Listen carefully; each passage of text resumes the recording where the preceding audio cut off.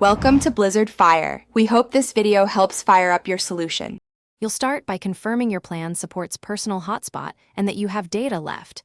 This prevents interruptions once devices connect. Once done, make sure Wi-Fi and Bluetooth are enabled to speed pairing and improve battery efficiency. Now open Settings, then tap Personal Hotspot. This is where you toggle and configure everything. You're beginning the process now so you can manage name, password, and visibility. Don't skip checking mobile data is active before enabling the hotspot. Now configure the hotspot details so connections are reliable and secure.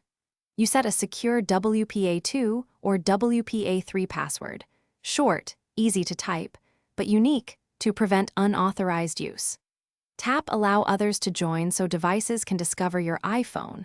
Meanwhile, verify the network name is identifiable by checking your device name in General About, because that's the SSID others will see. Make sure Personal Hotspot displays active, and that mobile. To finish, connect client devices using the iPhone's SSID and the password you created.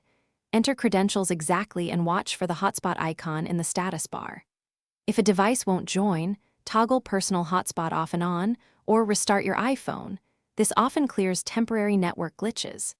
If problems persist, make sure your carrier hasn't blocked tethering or exceeded a data cap. Alternatively, try USB or Bluetooth tethering as a workaround. That single check usually resolves 90% of connection issues.